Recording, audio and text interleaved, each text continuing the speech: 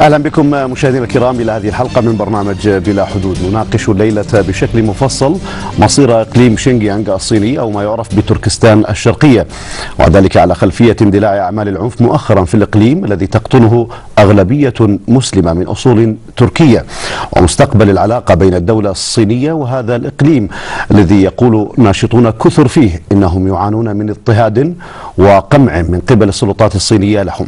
فما هو تاريخ هذا الإقليم وما هي ظروف انضمامه وتبعيته للصين، وإلى أين تتجه العلاقة بين الإقليم والسلطة المركزية في بيجين؟ ضيفنا الليلة أيها الأخوة والأخوات هو الأستاذ الدكتور عز الدين أحمد الورداني، الحاصل على ماجستير الدراسات الآسيوية عام 2002 بتقدير امتياز من جامعة الزقازيق برسالة تحمل عنوان تطور قضية تركستان الشرقية في الفترة ما بين 1760 إلى 1949، ونال أيضا في العام 2007 درجة الدكتوراه في الفلسفة في الدراسات الآسيوية قسم الحضارات الآسيوية بمعهد الدراسات والبحوث الآسيوية في جامعة الزقازيق، أيضا مع مرتبة الامتياز مع مرتبة الشرف برسالة تحمل عنوان تركستان الشرقية تحت الحكم الشيوعي الصيني في الفترة من عام 1949 إلى عام 2000. أهلا بكم مشاهدينا الكرام وأهلا بضيفنا دكتور عز الدين. مساء الخير دكتور. أهلا بكم سعد. أهلا وسهلا. السعداء بوجودك معنا الليلة، ونود بداية أن نسلط الضوء على هذا الإقليم ونقرأ في تاريخه وتاريخ تبعيته وانضمامه للصين. لو تفضل دكتور.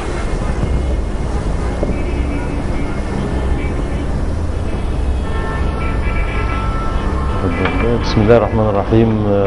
تركستان الشرقية تعتبر المهد الأول للعنصر التركي أو للعرق التركي في العالم. إقليم كبير يقع في منطقة شمال غرب الصين، له حدود طويلة مع تركستان الغربية، منطقة تركستان الغربية، وهي ليست حدود بالمعنى المعروف، هي كانت إقليم واحد.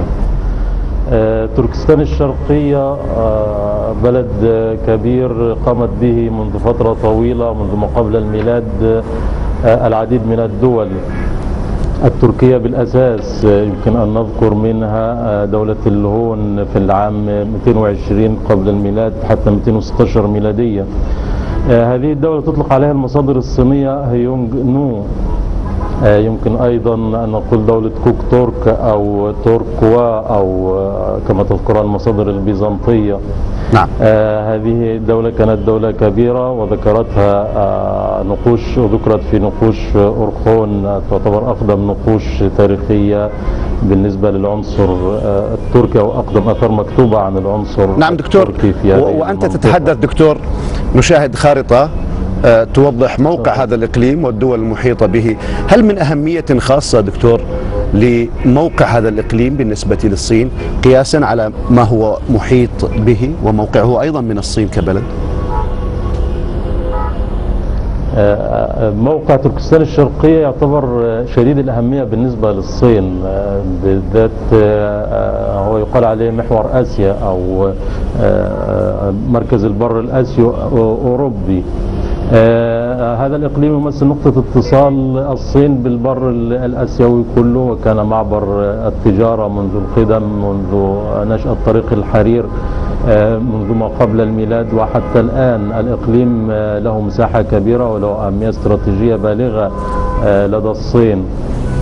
الإقليم تبلغ مساحته في تقديرات مختلفة ما بين 1,600,000 كيلومتر مربع إلى 1,828,000 كيلومتر مربع، وهي مساحة شاسعة تمثل تقريبا خمس مساحة الصين.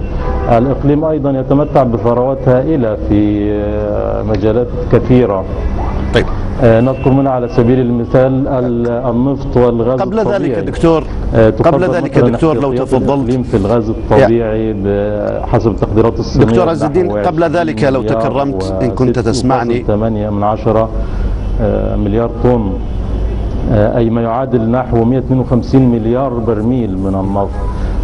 في التقديرات الأخرى يقال 35 مليار طن من النفط، وهذا ما يعادل 256 مليار برميل.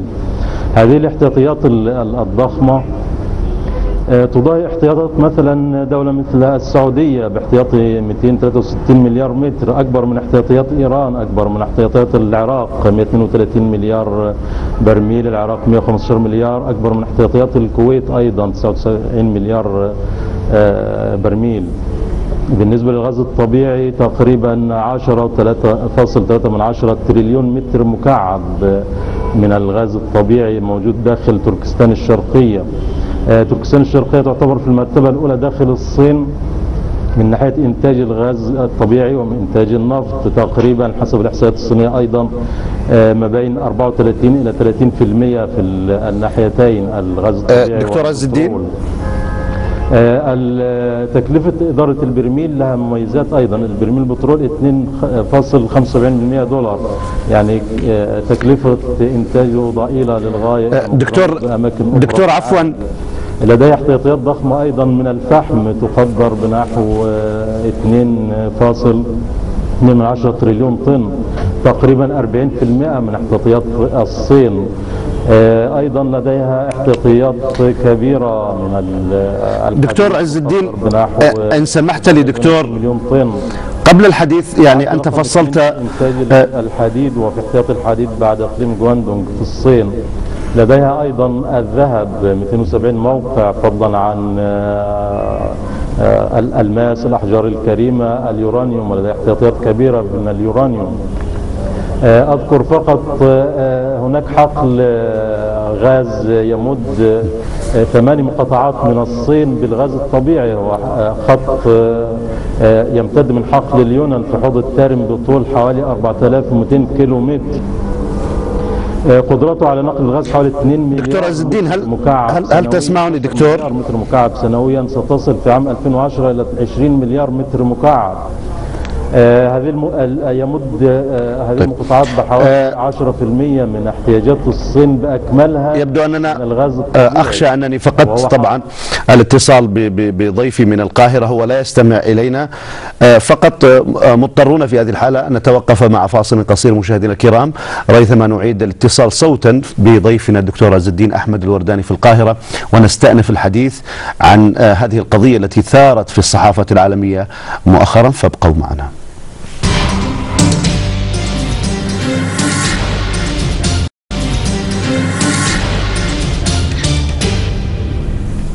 أهلا بكم من جديد مشاهدينا الكرام، تتابعون حلقة بلا حدود هذه الليلة التي تناقش مصير إقليم شينجيانغ وما يعرف بتركستان الشرقية مع الدكتور عز الدين أحمد الورداني ضيفنا من القاهرة.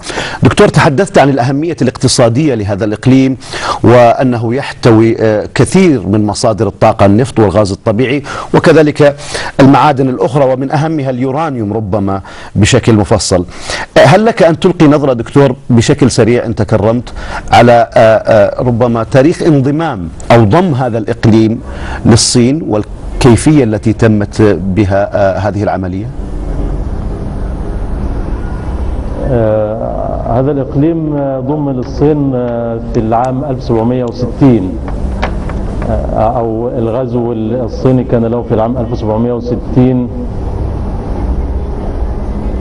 واستمرت السيطرة الصينية عليه منذ ذلك الوقت حتى الوقت الحالي، ولكن حدثت العديد من الثورات التي تمكنت من الاستقلال بتركستان الشرقية. أذكر منها ثورة السيد يعقوب بك في العام 1865، والتي استقلت بتركستان مدة 15 عام، واعترفت بها بريطانيا وروسيا وكذلك